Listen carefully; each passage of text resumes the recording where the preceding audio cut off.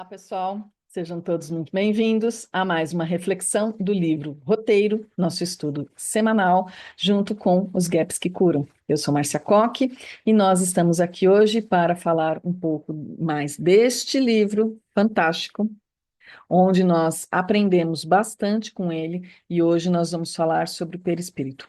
Mas antes, porém, vamos iniciar os nossos trabalhos.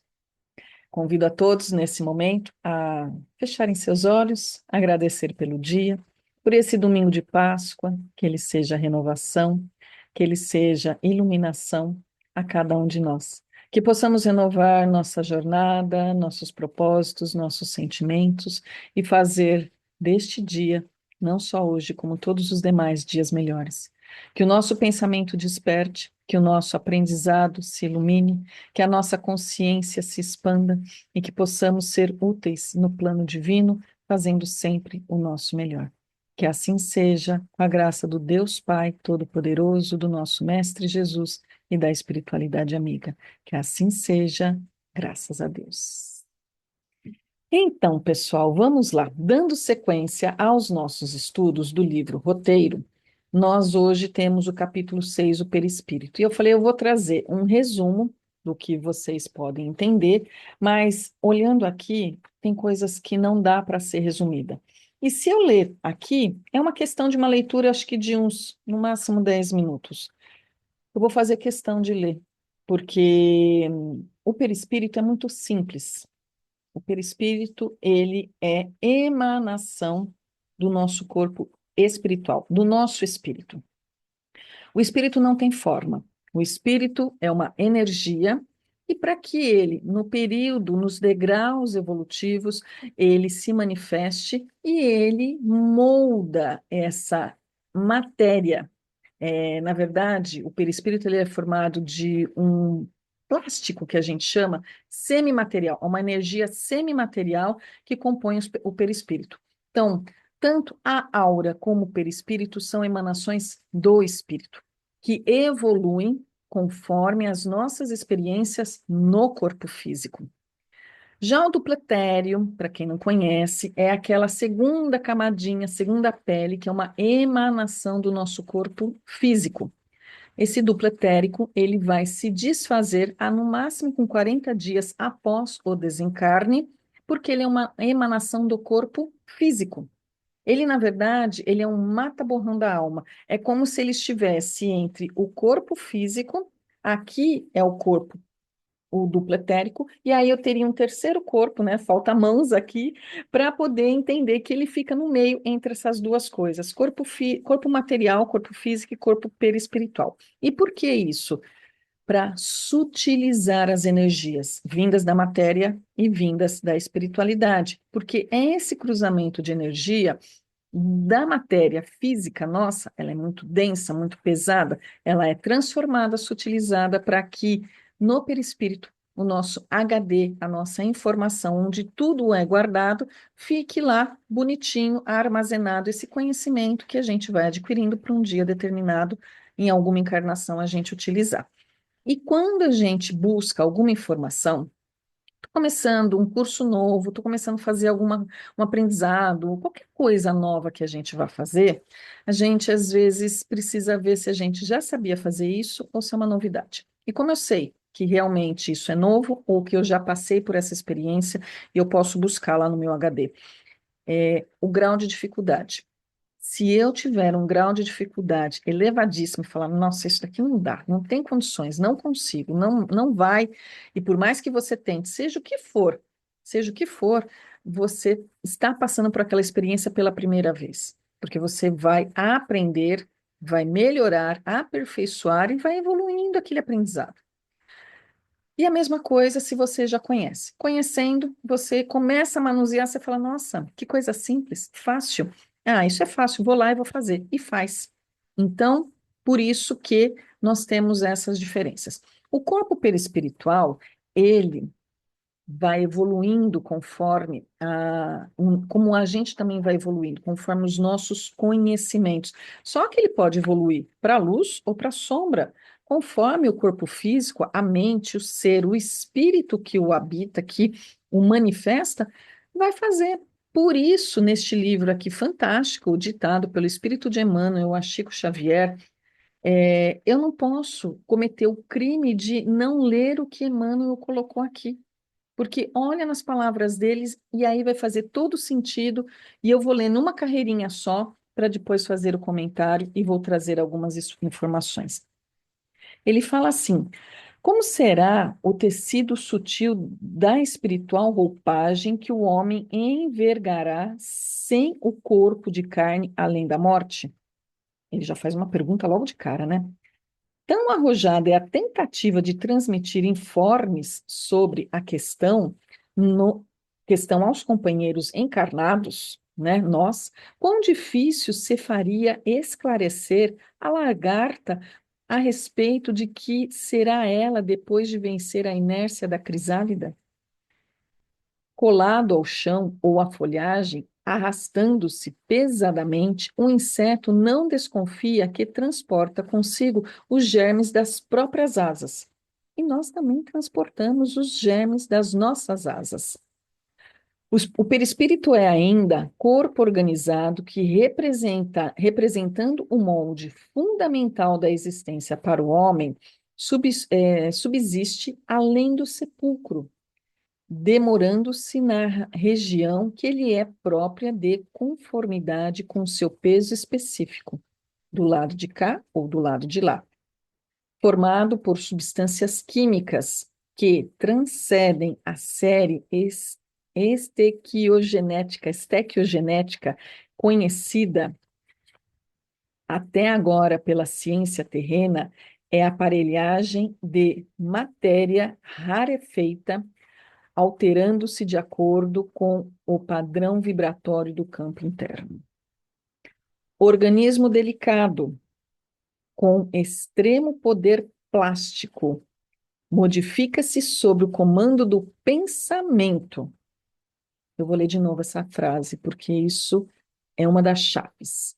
Organismo delicado, com extremo poder plástico, modifica-se sob o comando do pensamento. Não só é o que entra pela boca, pelos olhos e pelo nariz. É necessário, porém, acentuar que o poder apenas existe onde prevaleçam a agilidade e a habilitação que só a experiência consegue conferir. É o pensamento que faz toda essa modificação, porém, a experiência que vai fazer com que isso se transforme. E vai vendo o que ele vai falar mais para frente sobre a luz e a sombra. Mas seguimos. Nas mentes primitivas, ignorantes e ociosas, semelhante vestidura se caracteriza pela feição pastosa, verdadeira continuação do corpo físico ainda animalizado ou enfermiço. Vai se moldando conforme os nossos aprendizados. O progresso mental é o grande doador de renovação do equipamento. Que equipamento ele está falando? Do perispírito e de renovação do equipamento, do espírito em qualquer plano de evolução.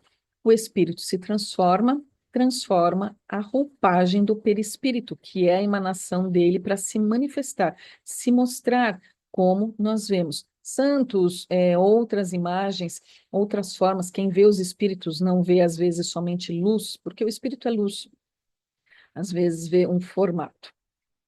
Note-se, contudo, que não nos reportamos aqui ao aperfeiçoamento interior. O crescimento intelectual com intensa capacidade de ação pode pertencer à inteligência perversa. O crescimento intelectual com intensa capacidade de ação pode pertencer a inteligências perversas. Na verdade, ele pôs no plural.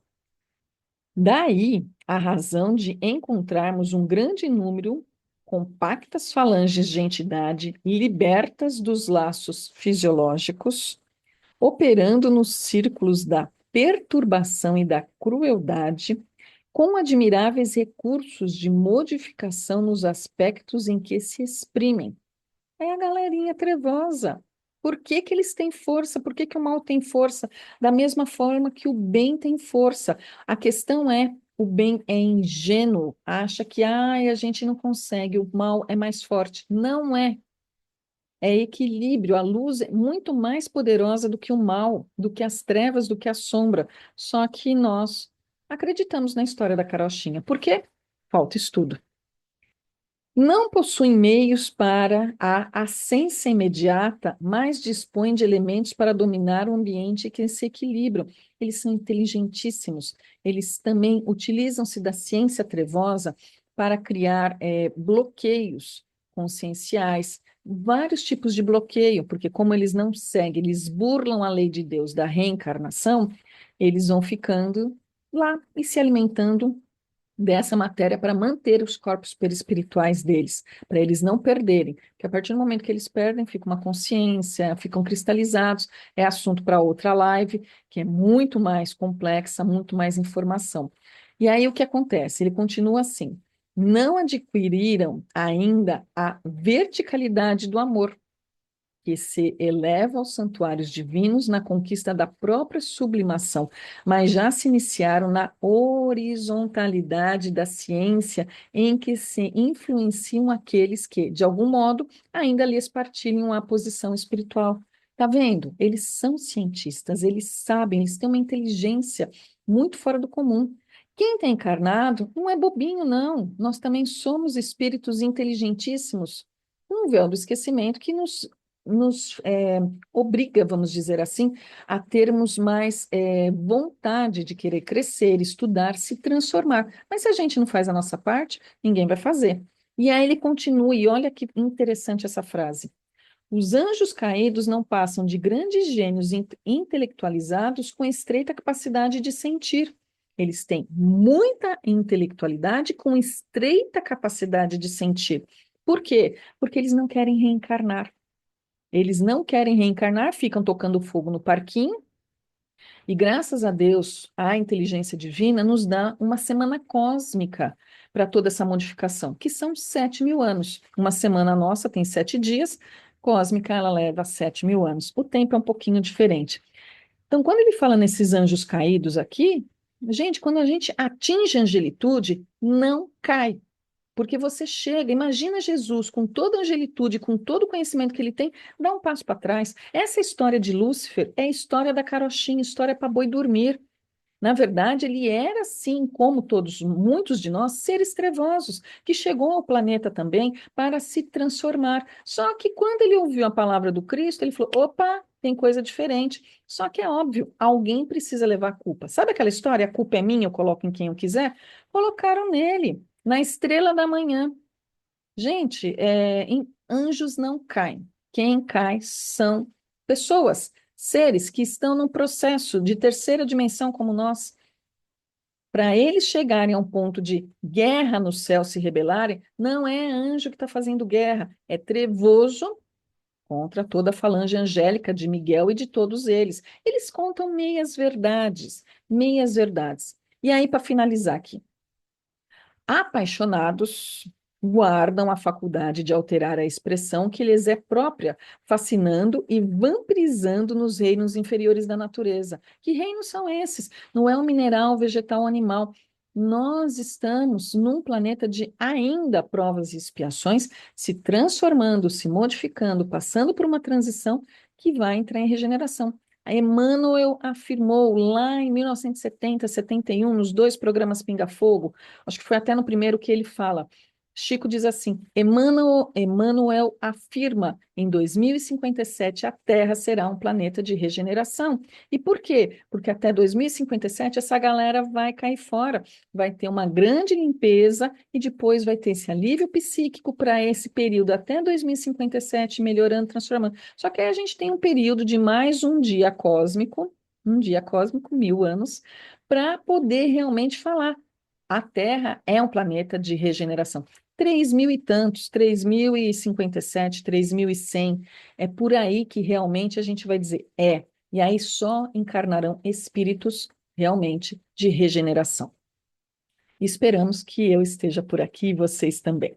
E aí ele finaliza assim: entretanto, nada foge à transformação e tudo se ajusta dentro do universo para o geral aproveitamento da vida. Papis sabe de tudo. A ignorância dormente é acordada e aguilhotada pela ignorância desperta. vão acordar. A gente acordou, eles também acordam. A bondade incipiente é estimulada pela bondade maior. Misericórdia. Expurgo planetário não é maldade, é misericórdia. O perispírito, quanto à forma somática, obedece às leis de gravidade no plano em que se afiniza. Temos gravidade no nosso planeta. O perispírito, ele é ajustado, doado, alimentado por nós e pela materialidade, pela energia material do planeta Terra.